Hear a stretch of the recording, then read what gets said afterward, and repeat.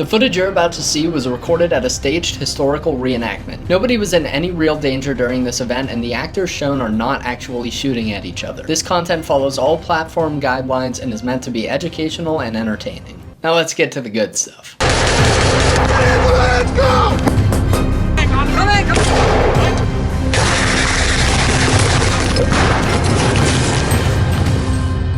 Today, I want to share some more footage with you guys from the Operation Cobra reenactment that I took part in back in October of last year. If you haven't seen the first part of this reenactment footage, I suggest you go watch it, but I'll be explaining what's going on, so it's not like you'll be lost if you haven't seen that. This reenactment was at the Camp Atterberry military base in Indiana, and this World War II reenactment was a tactical, which means there's no crowd watching or anything, it's just us doing our own thing on this military base, and it's totally unscripted. We're given general objectives and missions, things like that, but who wins and loses is decided on the battlefield. What you're seeing right now is from the end of my part 1 footage. As you might recall, we had just wrapped up a little skirmish with the Germans. After that, there was kind of a lull in the fighting, so I don't have any footage from that. But then just after darkness fell, we went out on a night operation to go capture a building that the Germans were held up in. This night footage obviously is very dark and it's hard to see what's going on. I'll still include some bits of it because I think it's cool to see the muzzle flashes and everything. So here's some footage of us capturing that building from the Germans.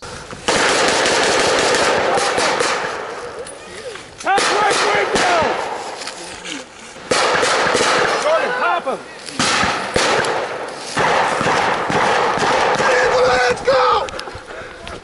Who wants to put a grenade through that window? Surprise! They just lit all their bedrolls on fire. Grenade!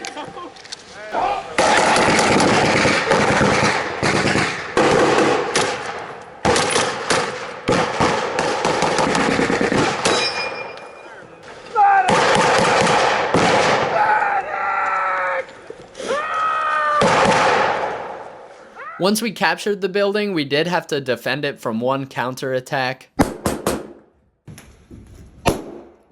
But then we set up for the night. As you can see here, this was not a luxurious accommodation by any means, but this was way better than sleeping in a hole like I did last year, even with the black mold that was covering the ceiling. This is one of the buildings that the Army uses for training at Camp Atterberry, and it was cool that they had this building there because this is pretty accurate for what soldiers did in World War II. They weren't carrying around all their tents like you see at some reenactments. If they wanted to sleep somewhere comfy for the night, they usually had to fight to capture it. They had also set up some things around this building for the event, like this fake dead German soldier. We had plenty of fun messing with him. We were also lucky enough to have a hot breakfast delivered to us in the morning by a Jeep. This was pretty typical for soldiers during World War II. They generally tried to give them at least one hot meal delivered to them in the field per day. So we finished up our delicious meal and had mail call. I didn't get any mail. I guess my sweetheart back home forgot to write me. This building was at an important crossroads, so we knew it wouldn't be long before the Germans attacked. So then I gathered up my gear and headed up the road to defend this building.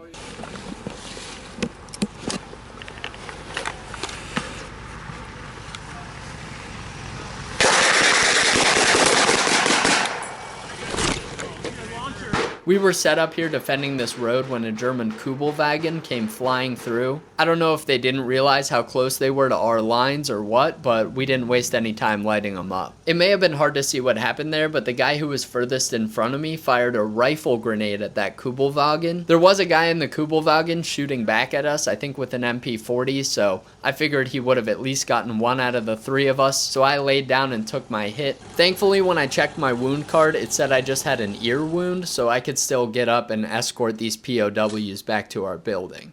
I got wounded shrapnel to the ear. Shrapnel to the ear? Shrapnel to the ear. What the fuck is throwing at you, bro? Got a grenade, I'm just gonna stuff this underneath your helmet. Okay, that'd be good. That's perfect. Cool. Thanks, bud. Come on, soldier, I gotta watch you back.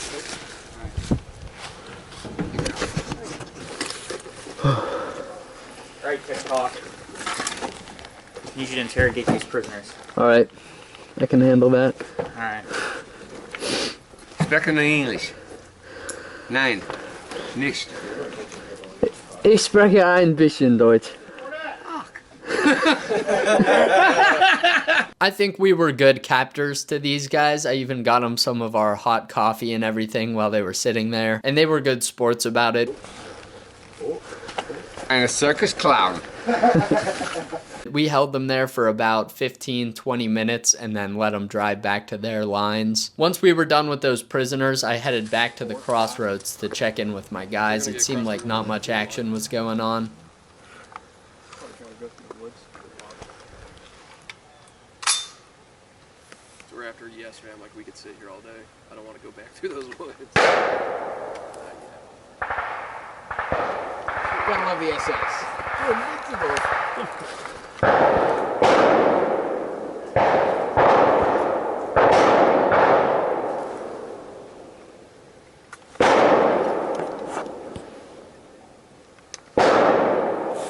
Where's that coming from? Is there another Crossroads or? I think they're firing up that road, and I think there's somebody in the building shooting down that road. Yeah, we've got Aaron on the Yeah. second floor. Cut.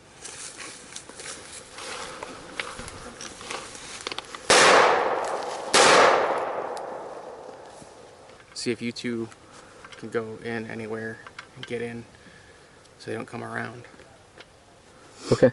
They're either going to try and come this way or they're going to try and go the back way They're of just the gonna building. keep going further around, and they have the numbers to do it. Right. Yeah. In case they try to come through it, because it's shorter woods. Sure. Yeah, let's go. Watch that field.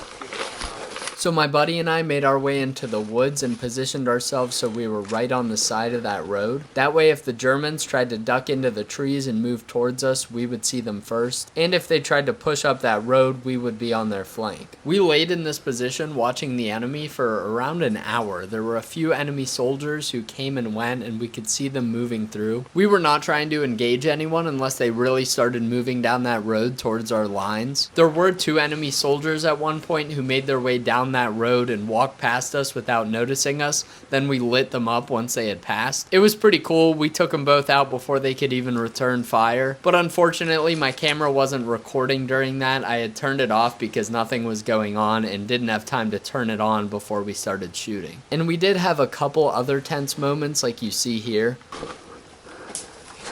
See that one on the left? If he starts to move down, we'll light him up. He just walked back into the trees.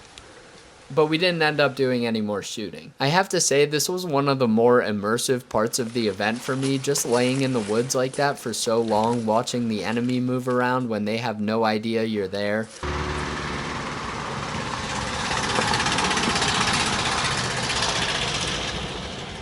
It actually gave me a kind of weird feeling at times when we could hear those guys talking and see them so clearly and they didn't know we were right next to them. After we had sat there for a while, it seemed like the enemy had pulled out of the area, so we tried to make a break for it down the road to meet up with our guys. Why don't you go and I'll cover you? I'm gonna hug on this side. Okay, let me get to a better position, and then I'll give you a signal.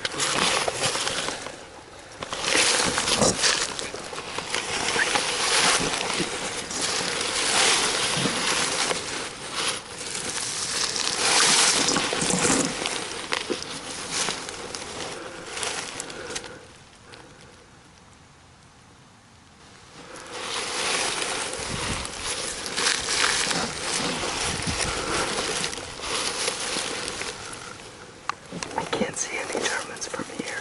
What's that?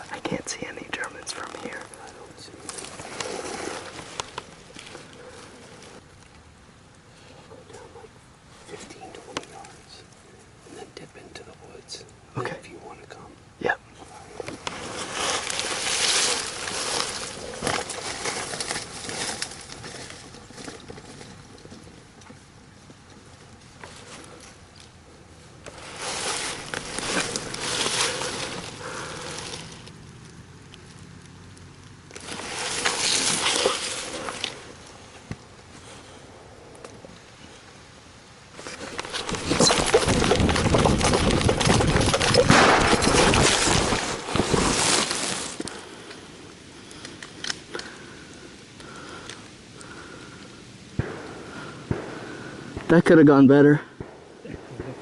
So yeah, there was a German at the end of the road who saw me running and shot me. I don't know if he was there the whole time or if he saw Paul run out and that drew his attention in our direction. But either way, he got me fair and square. That's what I get for not taking the safe route and going back through the woods. So then I had to lay there dead for about 10 or 15 minutes on the side of that road. And my buddy Paul there, who I was with, he was stuck in the trees because I'm sure that German was aiming down the road waiting for him to poke his nose back out. So that put an end to our little maneuver there. I'd say it was still a success. We prevented 2 enemies from going down the road and took them out, and only 1 out of the 2 of us died in the process, so I'll take that 2-to-1 KD ratio any day. That's gonna wrap up this video. I do have one more part to release, and I'll give you a preview of that in just a second. The next one's a lot more shooting and running around than the sitting and waiting that we saw in this part, but to be honest, these parts where you're sitting and waiting and maybe don't see anything for an hour at a time and you're constantly on edge and keeping your eyes out, that is a much more realistic experience than just running around and shooting it up. Obviously still not even close to what an actual World War II soldier had to endure, but it's a very small taste of it that gives us a look into what they went through. Thanks a bunch, guys. Make sure you're subscribed to see part 3, and I'll see you in the next one.